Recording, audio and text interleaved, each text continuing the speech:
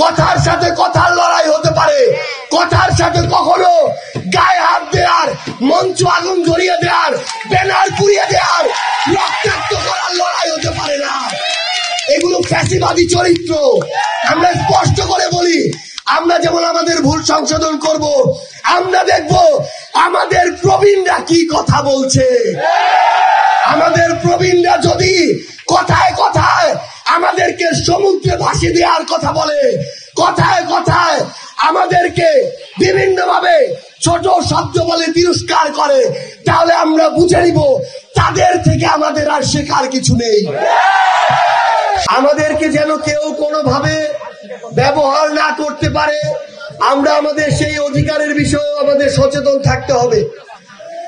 সংগ্রামী রাঙামাটি, আমরা আপনাদের সহযোদ্ধা। আমরা যদি কখনো অনিচ্ছাকৃত কোনো ভুলও করি, সেই ভুল সংশোধন করার মানসিকতা আমাদের সবসময় থাকবে। আপনারা যে কোনো সময় যে কোনো পরামর্শ দিয়ে আমাদেরকে সংশোধন করবেন। কিছুদিন পূর্বে এমন হয়েছিল, আমারই একটি ভুল হয়েছিল, অনিচ্ছাকৃত আমাদের আরেক সংগ্রামী পাহাড়ের জনপদ বান্দরবান নিয়ে আমার থেকে অনিচ্ছাকৃত আরেকটি কথা বের হয়েছিল। পরক্ষণেই আমার মনে হয়েছে এই কথাটি আমার আসলে বলা উচিত হয়নি। আমি আজকেও আপনাদের সামনে সেটির জন্য দুঃখ প্রকাশ করতে চাই। তবে একটি গুরুত্বপূর্ণ বিষয় হচ্ছে, আমাদের এই রাষ্ট্র কাঠামোতে, আমাদের এই আমলাতন্ত্রে, আমাদের এই বিভিন্ন বাহিনীতে একটা কালচার আছে, একটা চর্চা আছে যে কেউ যদি কোনো জায়গায় অপরাধ করে, কোন দুর্নীতির সাথে সম্পৃক্ত থাকে, কোন সরকারি কর্মকর্তা কর্মচারী আমলা, তাকে পানিশমেন্ট পোস্টিং হিসেবে পার্বত্য চট্টগ্রামে, উত্তরাঞ্চলের নীলফামারী, লালমনিরহাট, পঞ্চগড়, ওইদিকে ভোলা, এইসব জেলায় পাঠিয়ে দেয়া হয়।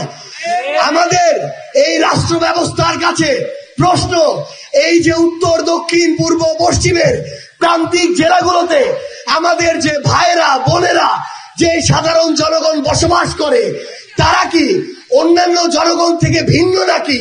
সেখানে কেন এভাবে পানিশমেন্ট পোস্টিং দেয়া হবে? এই পানিশমেন্ট পোস্টিং এর মাধ্যমে কোন একজন অসৎ অফিসারের সাজা হতে পারে না। তার নির্ধারিত আইনি কাঠামোর মধ্য দিয়ে তাকে তার অপরাধ অনুযায়ী শাস্তির আওতায় নিয়ে আসতে হবে।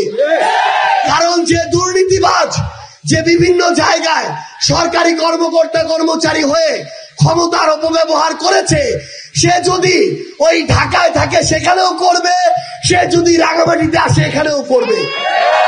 এই জন্য আমরা কোন দুর্নীতিবাজ থেকে শুরু করে যেসব আমলা, সরকারি কর্মকর্তা কর্মচারী কিংবা অন্য যে কেউ এই ধরনের ক্ষমতাকে অপব্যবহার করবে, তাকে আমরা বাংলাদেশের কোন জায়গায় জনগণের সেবক হিসেবে চাই না।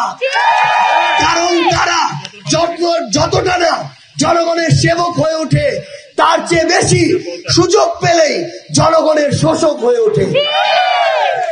আমাদের সংগ্রামী সহযোদ্ধারা, আমরা আপনাদেরকে আরেকটা অনুরোধ জানাই, আমাদের রাজনীতি চলবে, আমাদের জীবন চলবে, কিন্তু আমাদের এই পাহাড়ি জীব বৈচিত্র্যকেও আমাদের বাঁচিয়ে রাখতে হবে। আপনারা সংগ্রামী, আপনাদের রক্তে সংগ্রাম, আপনাদের শরীরের জিনে সংগ্রাম, আপনাদের মনে রাখতে হবে আপনাদের এই লড়াই সংগ্রাম, আপনাদের এই জীবন, আপনাদের জীব বৈচিত্র্য পাহাড়ের সাথে ওতপ্রোতভাবে জড়িত। এই পাহাড়কে কেউ যেন ব্যক্তি স্বার্থে, পারিবারিক স্বার্থে ব্যবহার না করতে পারে। এই পাহাড়কে কেউ যেন সাময়িক আপনাদেরকে সুবিধা দিয়ে আপনাদের এই পাহাড় থেকে শুরু করে আপনাদের জীবনযাত্রাকে ব্যাহত না করতে পারে।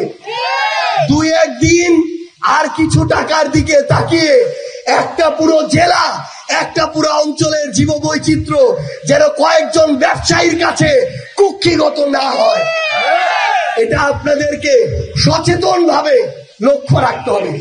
সংগ্রামী সহযোদ্ধারা।